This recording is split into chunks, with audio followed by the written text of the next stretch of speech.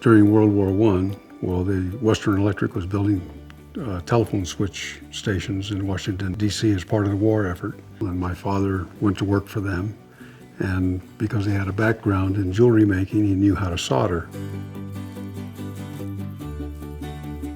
Even though he was just 17 or 18 years old, he was put in charge of a crew as a foreman. He got crossways with his boss and lost that job. And with fellow employee, made his way to, I believe, Philadelphia, where he didn't have any more cash to go forward, but had enough to give a small down payment to a woman who ran a boarding house. And they found work in a factory that built railroad cars or rebuilt them. And as he described the factory, it had a roof but no walls. It was wintertime, and it was cold work and hard, dirty work. And got to the end of the week expecting a paycheck, and was informed that they paid every 2 weeks, and he was out of money. He's walking down the street. It's a Friday evening. He's filthy dirty. He's young of face because he's only 18. And he looks, and it's a jewelry store, and it's closed because of the hour, but there's an old man inside. And he knocks on the window and points to the sign, and the old man comes and looks at him, and he's filthy, and he shakes his finger, and my father keeps pointing to the sign, and he opens the door a little, and he says, "I'm not looking for a janitor. I need a binge jeweler."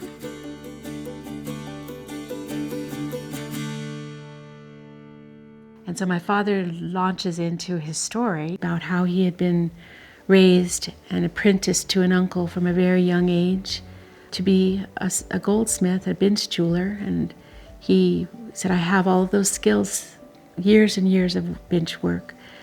The old man relented and let him in and sat him down at the bench. The old man wanted to learn if my father could know his way around the tools and could really do everything. My father said 45 minutes felt like 45 years, but that at the end of that period, the old man said, "Yes, you bring the skills I'm looking for. You're exactly what I need. You have a job, come back on Monday." and he was leaving, glad to have a job, but still unclear how he was going to pay his boarding house rent or feed himself. And the guy called him back, pulled some money out of the cash register, and handed it to my dad so my dad could make it through the week. And that was a pivotal experience for my father, and he, for the rest of his life, was a firm believer in paying it forward. Even before we had a phrase, paying it forward, he was paying it forward. It was a tremendous evolution. Rio Grande began as a branch of White Eagle Trading Post. So in those days, it was Rio Grande Wholesale Jewelers. Then as time went on, New Mexico became a popular site for Western movies. A lot of movie stars came to New Mexico and they got interested in Indian jewelry. They made Indian jewelry very popular across the nation. And Alan developed the marketing department and was very successful at creating catalogs, and we shipped them all over the country and people bought from us. So in the year 2000, which would have been my father's 100th birthday, I got a call from the receptionist saying that there was a man in the lobby asking for my father, and that she had explained that my father had passed away. And he explained that the way he met my father was years earlier. He had gotten released from prison, and when he was serving his sentence, he was given an opportunity to go through a rehabilitation program, gave him a welding technical skills program. So he discovered about himself is that he loved taking the scraps and creating sculpture out of the scraps and welding them together and building things that he considered beautiful. So he came out of prison, went back to his grandparents' home, and explained that he had this hope that he could in fact become a sculptor. Someone told him that there was this store on Edith Street where he might find a torch. And so he found his way to Rio Grande, and he walked in, and there was this old man there, greeted him.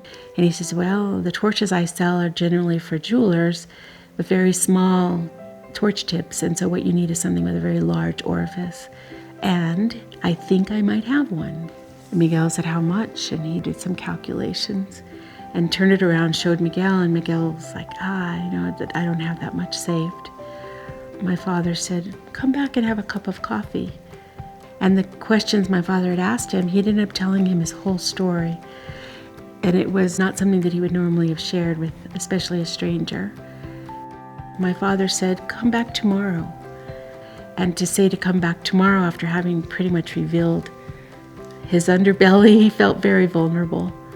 And so he went back, a little defensive, and he said the old man was standing there, and he put his arms out, and he said, you came back.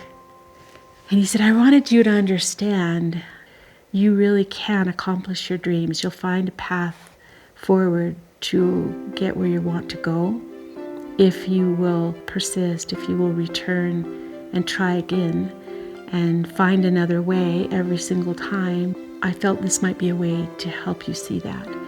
And he had the acetylene tank on the floor, and all of the regulator hoses and the tip was there. And he said, I want you to have this. I want you to start your business, and I want you to do something good with it, and I know you can. Miguel said he pulled out a substantial amount of money, and he said, I want you to have this as well. I believe in you, and I want you to invest this because I know that you're going to need materials that I don't have. And so Miguel left, and many years later, he was living in Mexico, and he showed me the book that he'd brought.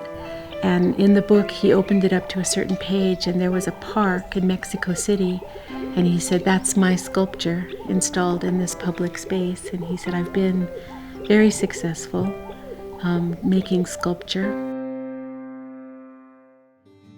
This was when we moved into the 3-story addition to 6901. So that would have been 1986. It was right there, and that's where we did the principles.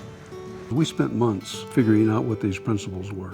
And we would, 5 o'clock or 5:30 in the evening, we'd shut down and we'd gather in Hugh's office and we'd talk about this. And we did that night after night for a long time. One of the things that he was not subtle about was his belief that being open and honest was absolutely essential, and not just as somebody in the jewelry industry, but as a human being. We had boiled down into words everything we learned being raised in that family. Develop long-term relationships of mutual benefit, win-win. So you want everyone to benefit from their relationship with everyone else. And then treating everyone with dignity and respect was just something that I think came very naturally to him. All of the principles are the foundation upon which everything else is built. And that was sort of how he did treat people and engage with people his whole life. One day I remember sitting there looking at that and thinking, there's Father. That's what we grew up with. And it was a very emotional moment for me.